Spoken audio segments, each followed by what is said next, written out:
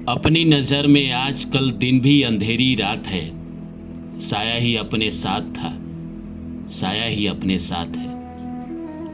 इंसान के जिंदगी में जब बुरा समय आता है तो उसका दिमाग काम करना बंद कर देता है।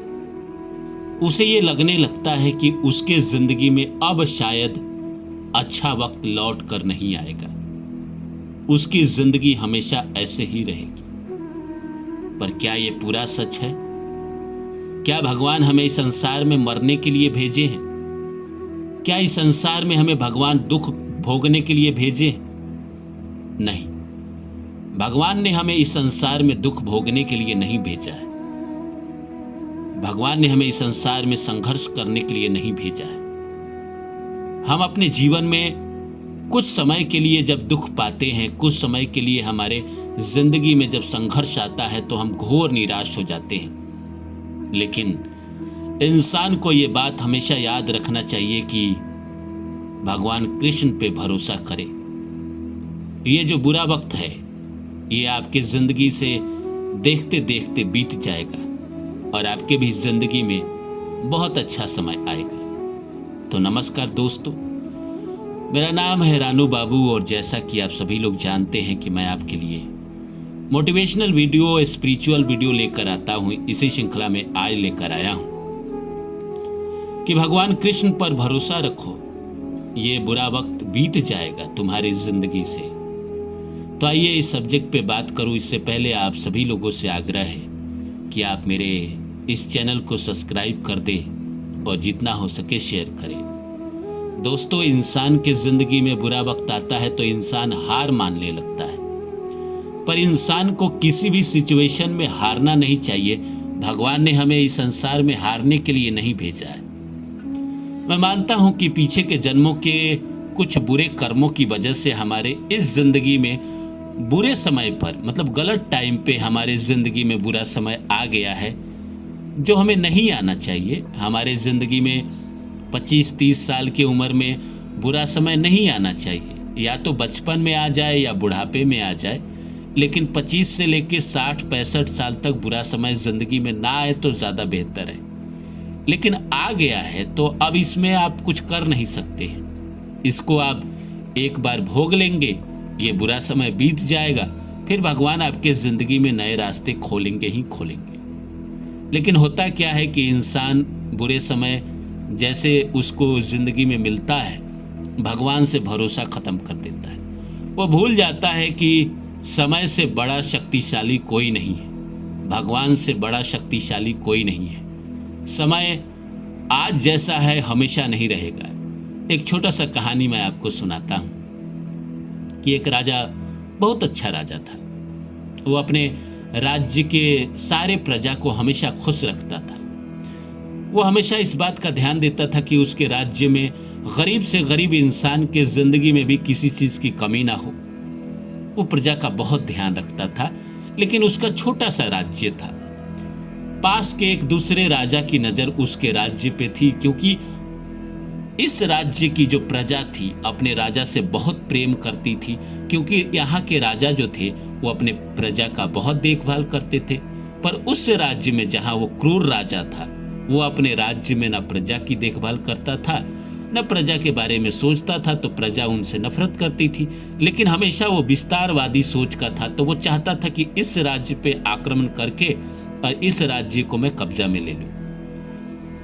एक दिन की बात है कि राजा और मंत्रियों को खबर आया कि वो जो क्रूर राजा है वो इस राज्य पे आक्रमण करने वाला है। बैठक हुई, ऋषि मुनि बैठे, बड़े बड़े विद्वान बैठे और जो राजा के गुरु थे, जो अच्छे राजा थे, उनके जो गुरु थे वो भी बैठे।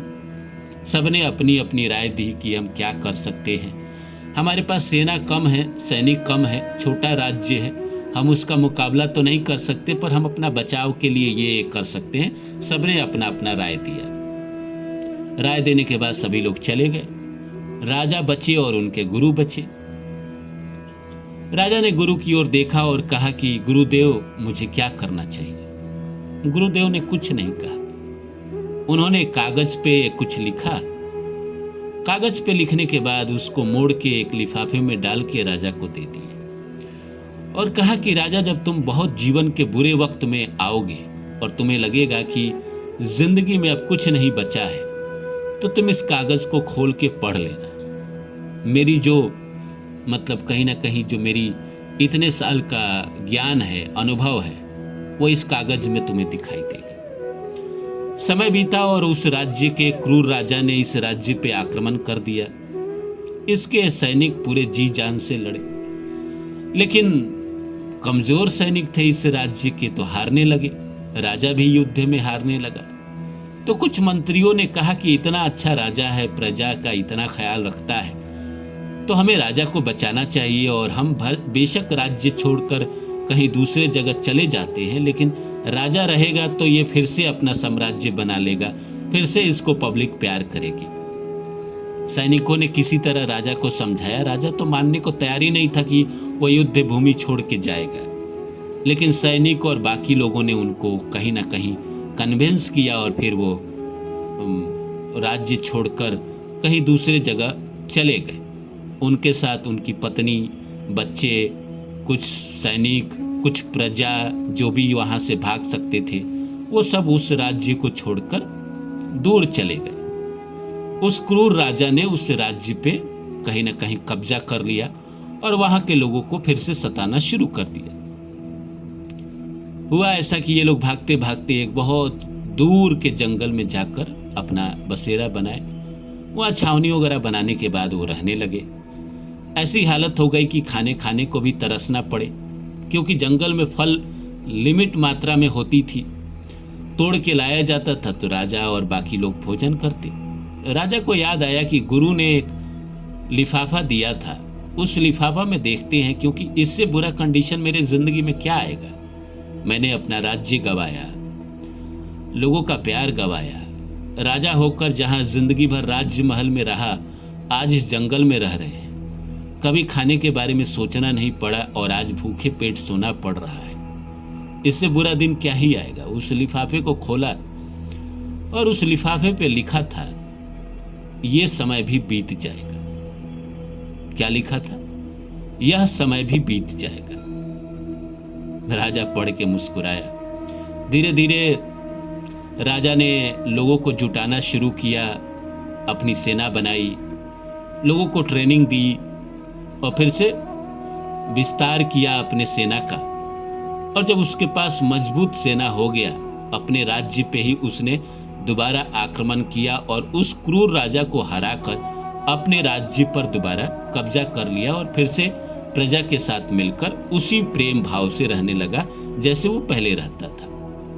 तो इसीलिए दोस्तों मैं कहता हूं, इस कहानी से हमें यही सीख मिलता है कि आज जो हमारा समय चल रहा है, कोई जरूरी नहीं है कि जिंदगी भर ऐसा ही समय रहे।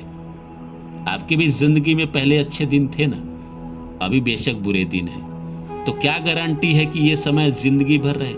नहीं रहेगा ना। आने वाले समय में आपकी जिंदगी में बेहतरी होगी, आने वाले समय में आपकी जिंदगी कहीं ना कहीं अच्छा होगा। और जब आपकी जिंदगी में सब कुछ अच्छा होगा तो फिर आप जो इच्छा है वो करिएगा। और बेशक आपके परीक्षा का दिन चल रहा है, लेकिन भगवान कृष्ण पे आप भरोसा करिए, ये समय भी, ये बुरा वक्त भी बीत जाएगा आपकी जिंदगी से।